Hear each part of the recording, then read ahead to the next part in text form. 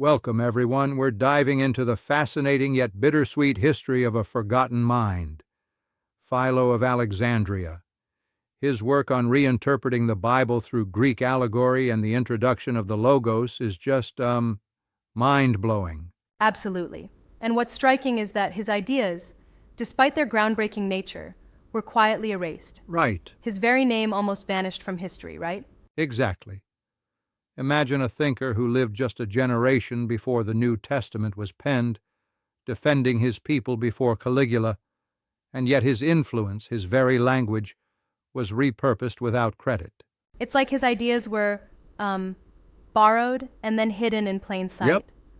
Kind of like building a movie using someone else's script, isn't it? Yeah. It's like, if you had a brilliant architect design an entire blueprint and then somebody else stamped their name on the building.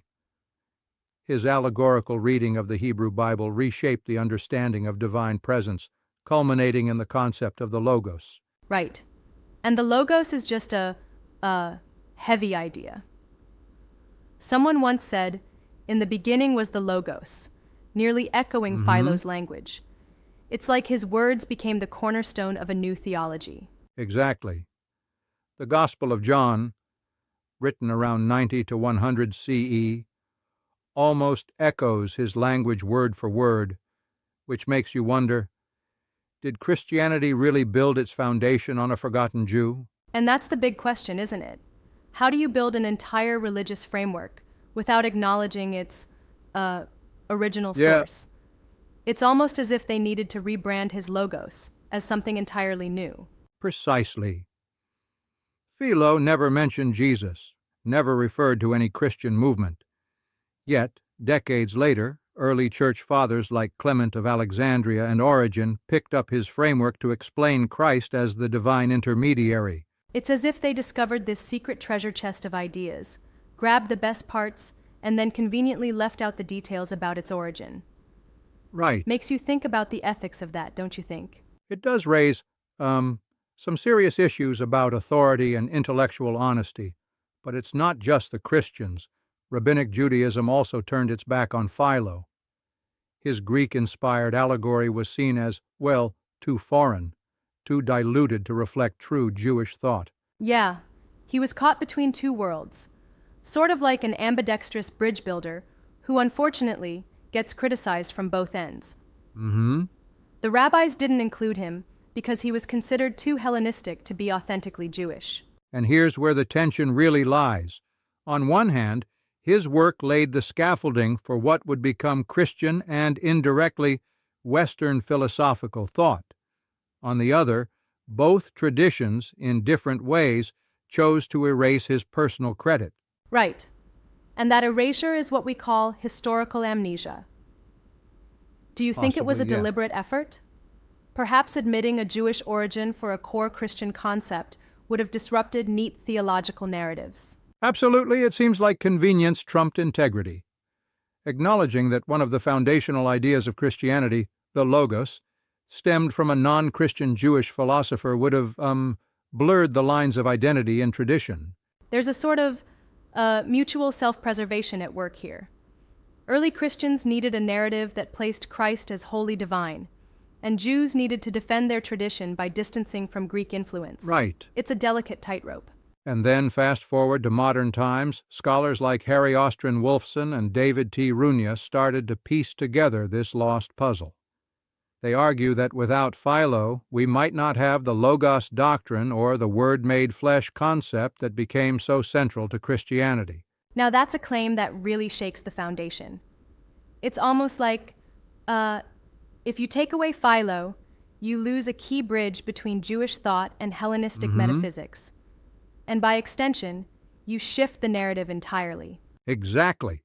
Without his ideas, the whole conceptual bridge between the monotheistic God and the philosophical Logos might have crumbled.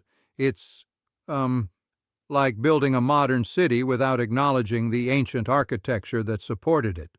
That's a powerful analogy. But I do wonder, though, is it entirely fair to place so much weight on Philo? Sure, his ideas clearly had an impact, but wasn't there a whole tapestry of influences at play? Valid point. There were definitely multiple sources, but Philo's role is, well, undeniably pivotal. Right, his reinterpretation of Scripture and blending of cultures created an intellectual framework that was just too useful to ignore. And yet, his personal legacy remains shrouded. It's almost tragic. The man's ideas shaped entire movements, but he himself disappeared from the public consciousness. It's like having this legendary mentor figure whose textbooks are still taught, but his name isn't even known. Yeah. And that omission is something we're only now starting to really reckon with. And the notion that Philo was erased isn't just a loss to history, it's a cautionary tale about how power and narrative can sometimes rewrite the very origin stories that define civilizations. Indeed. It's a stark reminder that in the clash of cultural and religious ideologies, even groundbreaking thinkers can end up sidelined. Right. And the more we uncover, the more uncomfortable truths we face. For instance, think about the idea of historical amnesia. When a person's contributions are absorbed into the collective narrative without acknowledgement. Philo was not just a philosopher. He was, in many ways, the invisible father of theology. And it's eerie how his writings still challenge us today, proposing that reason and faith need not be, at odds with each other, but can coexist harmoniously. It's a vision that feels remarkably contemporary. Absolutely.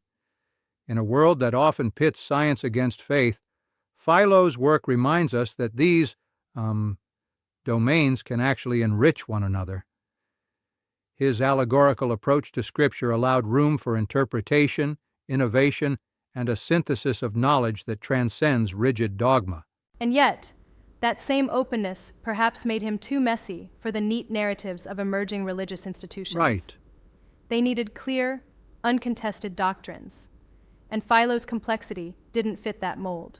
Yeah, it's like his ideas were too avant-garde for the time. And when you say, after all, who wants ambiguity when you're trying to preach certainty? You realize that sometimes simplifying complex ideas came at the cost of erasing a genius. Well said. You know, I sometimes think about how many other influential voices might have been, drowned out, just like Philo. His story is a call to look deeper into the narratives we're comfortable with. Absolutely. It's a reminder that behind every established doctrine, there might be a myriad of forgotten voices waiting to be rediscovered. And it challenges us to re-examine what we accept as historical truths. And while that might make some traditionalists squirm a bit, it's essential for the evolution of thought. People need to recognize that even in sacred scriptures, the lines between borrowing, inspiration, and outright erasure are, often blurred. It forces a reassessment of our own intellectual heritage. Exactly. It challenges us to, ask questions about how ideologies are formed and whose voices are amplified or muted. Philo's legacy, buried though it may be, is a potent reminder of the power of ideas to shape civilizations, if only we let them be heard. And now that we know his story, do you think there's a place for Philo in modern discussions on theology and philosophy? Certainly. It's almost as if his rediscovery opens a dialogue that bridges ancient wisdom with modern inquiry. Yeah, it's like a renaissance of thought, urging us to re-examine the roots of our beliefs and embrace the messy, pluralistic origins of theology. That's something rarely taught in conventional settings. True, and in that sense, every mention of his logos challenges the established hierarchies of religious thought. But I do wonder, aren't we at risk of oversimplifying his influence by solely connecting him with the logos idea? While the logos is crucial, his contributions extend to how we view the interplay between reason and faith overall. Exactly. His philosophy also spoke of the soul's allegorical journey, a metaphoric mapping of human existence that resonates even now. His ideas are not just theoretical musings.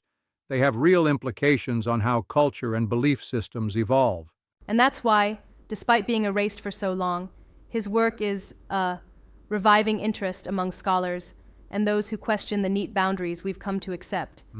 It's a call to re-engage with a more nuanced understanding of our heritage. Exactly. So, while Philo might have been deliberately silenced, something that certainly makes you question historical narratives, his writing endures as a beacon for blending diverse ideas into a unified vision of spirituality and philosophy. And that, in essence, is why his legacy matters today. To rediscover Philo is to challenge the oversimplified and often sanitized stories of our past, and to give voice to the philosophical undercurrents that continue to shape our understanding of faith and reason. Right. It's about embracing complexity in our historical narrative. Absolutely.